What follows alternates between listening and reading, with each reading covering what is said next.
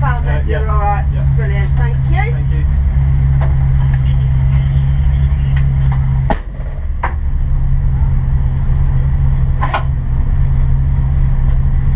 Hello everyone, it's Will here. Decided to give this voiceover thing a go. So welcome back. This is episode 5 still. We're looking at the qualifying stage of things now. Unfortunately, I didn't really get the chance to take any proper video, sort of an intro to this stage of the weekend, mainly because I had no real charging facilities for the camera, so I was just charging it off of the car battery, which, as you can imagine, isn't ideal. So here we are, sat ready to start qualifying. So as it just runs through, I'll just talk through pretty much what happened to the build up to this. I know one of the guys off one of the forums wanted to sort of know the ins and outs of what happens on a race weekend like this. So what we've done is, prior to this, in fact after the test day Friday afternoon, they ran a scrutineering session, and they run scrutineering sessions in the mornings pretty much throughout, for a few hours in the morning. So we went through scrutineering. He picked up a few points with the car, but luckily let us through okay. I made sure that he knew it was my first time scrutineering. It's like a blooming final exam, that, because if you got one thing wrong, it could ruin your whole weekend that you've spent hundreds of pounds on just to be there in the first place, and it could all be for nothing. So a few points that he picked up with me was I did have a hole in the firewall where the heater box used to be, but he was happy that I applied sort of tank tape or duct tape to either side, so it's lucky that I packed that duct tape that I showed you in the last episode. The fire extinguisher that you can see in the floor of the footwell there, bit disappointing really, because I bought that fire extinguisher as a MSA approved extinguisher, but it hasn't got the correct approval sticker on it, which you have to have, and also the two silver spring clips you can see that are holding it down, they're no good, because they're spring clips. They can spring up and the fire extinguisher can fall out and end up going off, so ideally it wants to be tied down by Jubilee clips. I think they were the only major issues that I had. There's a few minor issues. For example, you can't see it from this view, but the roll cage down by my right leg, I've run the wiring to the rear of the car for the lights, in between the roll cage and the sort of the side chassis rail of the car, whereas he wants the cabling to run inside of the roll cage, not inside the bar itself, but as in on the inside, on the inner side of the roll cage, so that in the event of an accident, say I had a side impact, then wires could easily be crushed between the roll cage and the chassis rail, essentially creating a short and subsequently possibly creating a fire. So they're all for good reasons. He was pretty fair with me, to be honest. As soon as it was my first go, I'm sure I'll have more things at future events that things will get picked up, but at least they're not hammering you right on the start and ruining your weekend. They're pretty good guys, to be fair. From the scrutineering, not a lot happened on Saturday. I got myself signed on, so you take up your MSA license, you get signed on to the event. You need to have a transponder fitted in your car. Mine, you can't see it again, but it's zip tied to the roll cage just behind my head. You have to have the correct transponder that will work with the timing equipment that they use, and most of the circuits in the UK use the same sort of timing equipment. We were using MyLapse transponders, and they seem to work fine. So you give them your transponder number, say no, obviously they associate your car with that number for your timing. And that was it really. Once you signed on, that's pretty much it. So Saturday, not a lot happened. Got to watch quite a bit of racing. I also was lucky enough to drive I got offered the chance to drive the safety car for the Road Sports series, which was really cool actually. It gave me a few more sort of slow recce laps of the track, so I could check out the track slow time without trying to pace around it, which I think helped me quite a bit. Luckily for the drivers, unfortunately for me, nobody had any major offs. The safety car wasn't called out, so I didn't get to lead the pack round or anything, but it was good to follow them round on their green flag lap, and then the lap back in at the end. So that was good. So then Sunday came, which is obviously this video now. This is 9 o'clock in the morning. We had an early start. A lot of the guys turned up Saturday afternoon, so the scrutineering had shut, so they all had to scrutineer and sort of rush around Sunday morning. So ideally, you know, if it's your first time out, just to make things easier for yourself, get there in plenty of time so that you can, you know, get everything sorted out without having to rush around last minute with only an hour and a half to get scrutineered and then be lined up as we are now. We were the first guys out on the grid in the morning. Yeah, and I was just sort of sat there thinking to myself, you know, this is where I need to put in a decent time, because it's a tight track, and if you don't qualify well, you're just going to be stuck in traffic, and you know, you want to be as fast forward on the grid as you possibly can. So what I'll do now, I'll skip this bit forward to when we get out on track, and you can watch my qualifying. We had a really good go on the qualifying, which was really good, and I'll talk to you afterwards.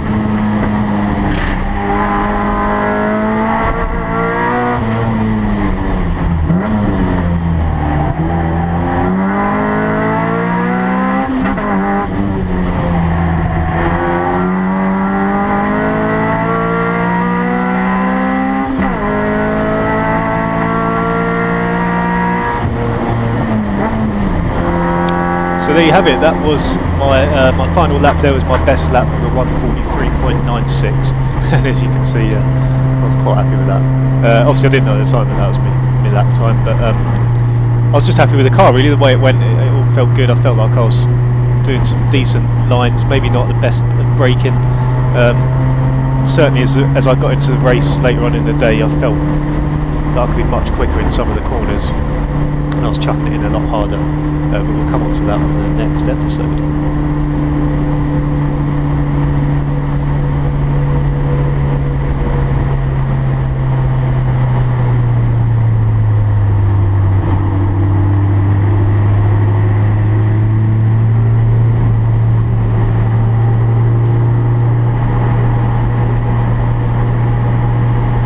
So that's qualifying done.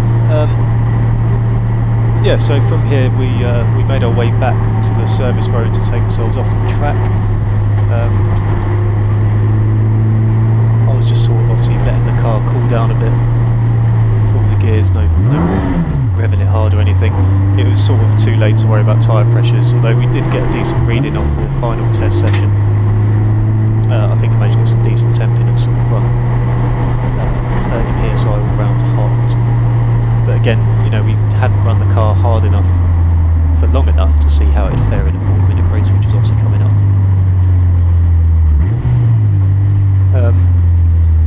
Yeah, so after this, not a lot goes on really. I made my way back up to our little area, parked the car under the gazebo, and then I was pretty keen, obviously, to get down and pick up the times, the lap times. So you go down to the race control office. That's where they'll print off your lap times. You get a couple of sheets and hand them around to the guys. Or obviously, if you're on your own, then you only need the one sheet.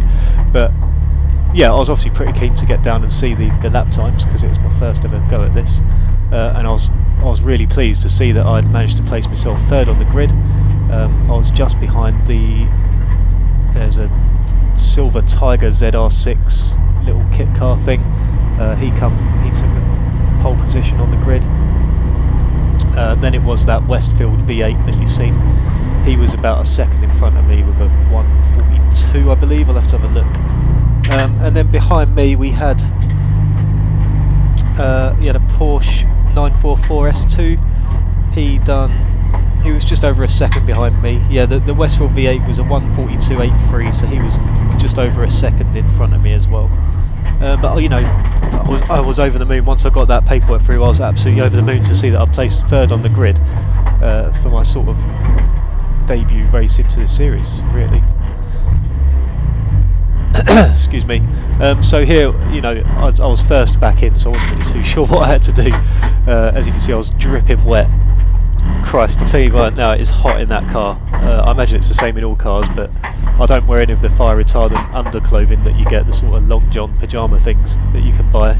I'll tell you now, you would not need a fire if I wore them underalls, because I'd just melt into that seat anyway. I think I'd die from heat exhaustion. So yeah, luckily we don't have to wear them.